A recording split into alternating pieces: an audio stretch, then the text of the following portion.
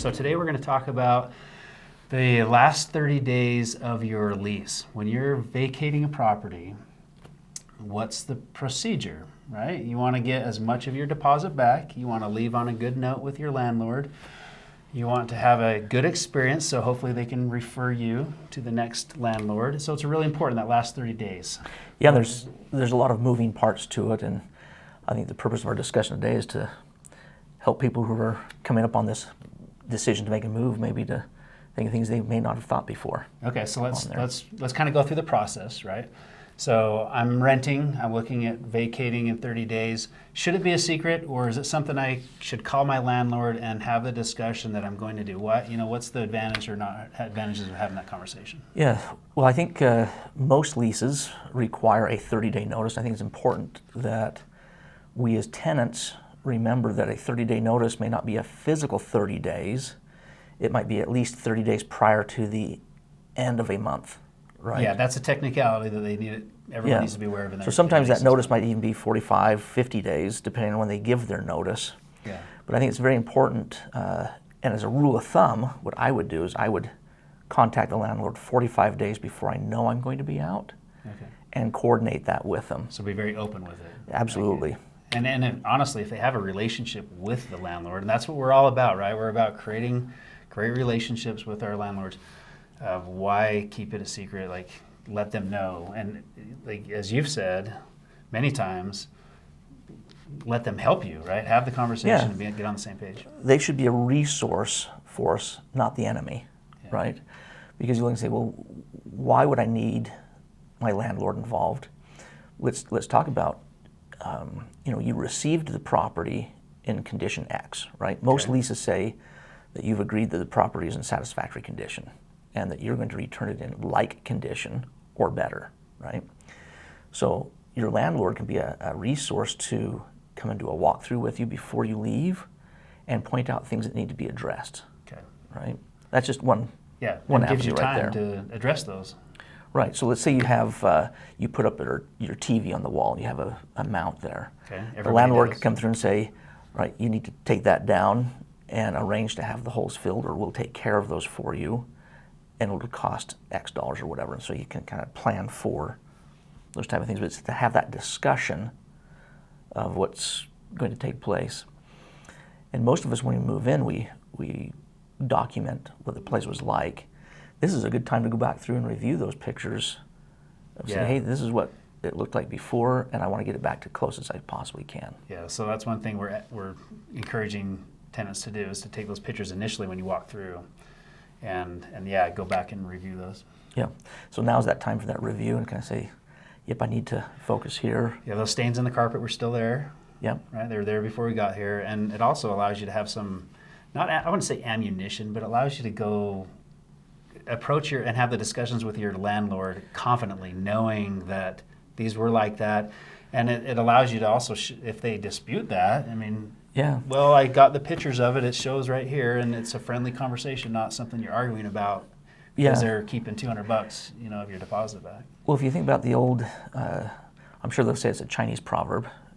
I'm not sure of the origin of the... I think you gave one of those Chinese proverbs last time. So. It's the palest ink is better than the sharpest memory, right? And so our ink in this case is, we have it written down, documented, or a photograph of it, right? A picture taken, and that gives you your best defense. But you're right, it shouldn't be a hostile situation. It should be, here's what it looked like, we're all on the same page. And your landlord, if he understands that you've got that picture and he should have the same picture, he should know that that's just part of that process. Okay, so once you've notified the landlord, you've called them and had him, it could be her, you've them. had the landlord, should you have them come and do a walkthrough? Is that, after you had that conversation, come and check it out, let us know what we need to do before we vacate? So it's not necessarily a requirement, but it's a really good practice. As a practicing landlord, I really enjoy going through the unit prior with my tenant so that they are aware of what's going on. But this kind of dovetails into one of the other issues. It's that unit's going to get re-rented, and that landlord needs to show that unit to prospective tenants. That walkthrough, it's almost like a listing with the house of how does the house have to look, Sure. It's not the tenant's responsibility to make it presentable. It's the tenant's responsibility to make it available, right? We don't expect the tenant to stop living in the home and disrupt their life, but make reasonable attempts to allow the landlord to bring prospective tenants through the home. Okay. Right?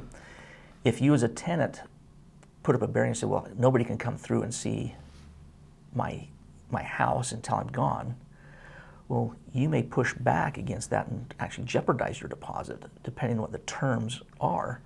Because in our particular lease, it states that the landlord can show the house with reasonable notice, right? It's very vague. What we like to do as a landlord, because we care about our tenants, is we do it more like an open house. We'll say, on Friday from 4:30 to 5:30, we're just going to hold it open, and then maybe next Tuesday. And that's about it. We were trying to do it by open house by appointment, so it's as least disruptive. Yeah, so it's least not disruptive as happening possible, but it still is allowing us to show the house so we can get the next tenants to come in. Yeah. Right? So that might be a good way to cooperate with your landlord, right? Absolutely. I mean, if I'm a tenant and the landlord and I'm going to vacate, let's say I want to vacate early or at least on time, especially early, right? If you're vacating early from your lease, then you might be obligated for the full lease amount. So if you're vacating early, you may want to be more proactive with cooperating with your landlord and showing it early, because if a landlord can lease it quicker, then you're not obligated for the full lease amount or the full amount in the lease. Yeah. So the courts have actually held that a landlord has an obligation to market the home. They do, yeah. Right. So some people worry that, well, the landlord isn't going to do anything to get the house rented because I'm obligated to pay the rent. Yeah. But the way the courts have looked at it is the landlord has to be an active participant in re-renting that property. They can't punish you for that. And if you know you're helping show it and it looks good, the probabilities it'll come through. Yeah. So, so you're not obligated to do that walkthrough with the landlord, but I think it's one of those great steps of how to help yourself help you, right? And have the landlord as a resource to help you get that taken care of. Okay, cool. So what are some few things that would need to be done? So you've had the walkthrough, you're kind of on your way out, you got everything arranged with your landlord. What are some checklist items things that we've got to make sure are done so we can actually walk away and move to the next property? Yeah, this is a really good question, Scott. So let's say you've had a few pictures hung up on the wall, so you've got some little holes, right? Know your skill set. If you know you can handle patching the wall and make it look good, and you're comfortable with it, go for it. But if you're not 100% sure, it's best not to, right? So I'm just going to use the wall patch. Sometimes if you know how to do it correctly, save yourself a fortune, but if not, it can cost you double. Because if you put up a patch that you think is good and you paint over it and you use the wrong sheen of paint or you don't sand the patch down correctly to match the texture or whatever, or hire someone else. Now the landlord has to have an expensive process to come in and fix what you've done and then redo it, right? So if you're not sure, again, use your landlord as a resource, have them come through and say, yeah, do this or don't do that. Perfect. Because the landlord will try and do things that are the least expensive to help you out. But the landlord, I don't think, is always conscious of the renter's money. So if I'm the renter and I've put $1,000 down as a deposit, do you care as a landlord? Do you really care that you're shopping vendors to try to get the least amount of repairs or not? Like, there's an order of process, right? So as a landlord, I'm looking at how can I get it done the fastest for the fairest price in order to get re-rented, right? Yeah. And sometimes those interests do conflict, right? I think they do, yeah. Yeah, they absolutely do. And it also depends on what the value of a dollar is for me versus you. Like for you, it's not your money. You're renting it out. It's you're worried about your landlords, so it's about time and efficiency.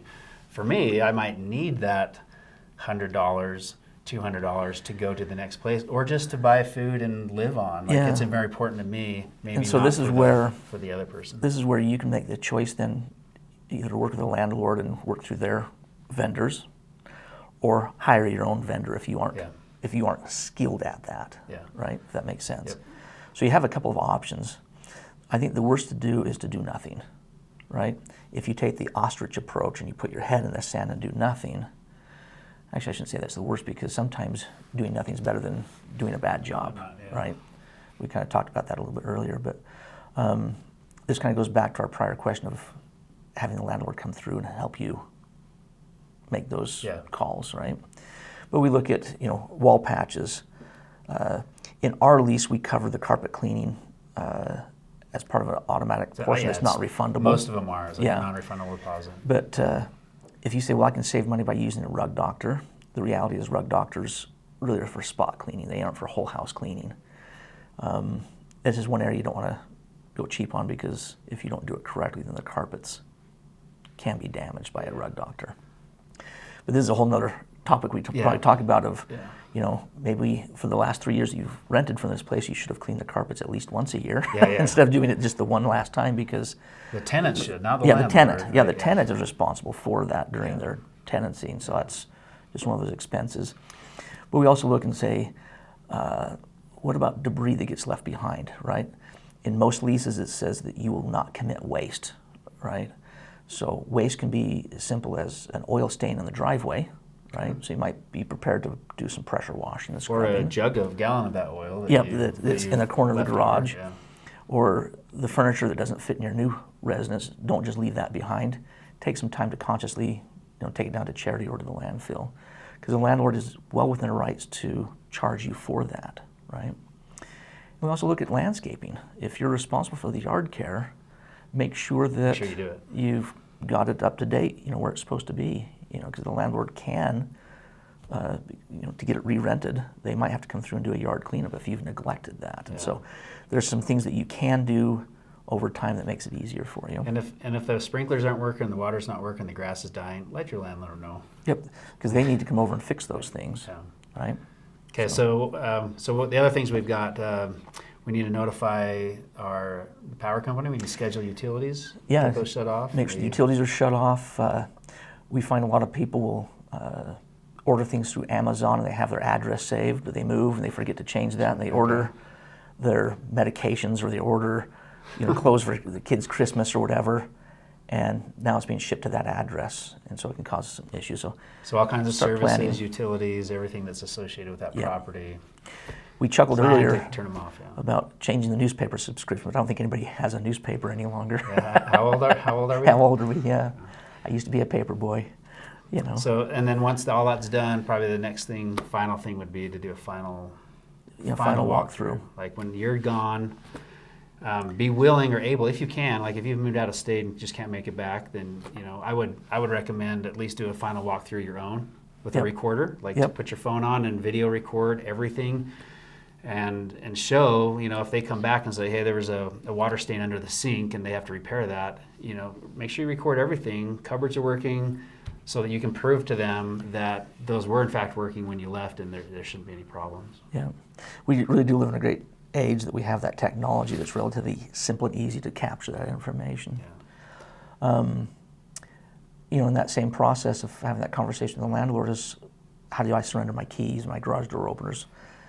Have a predetermined place to put them, or a place to drop them off, or arrange to meet the landlord at the house and physically turn them over is always a good practice. What do you think about having a signed document, either by the landlord, furnished by them, or you as a renter?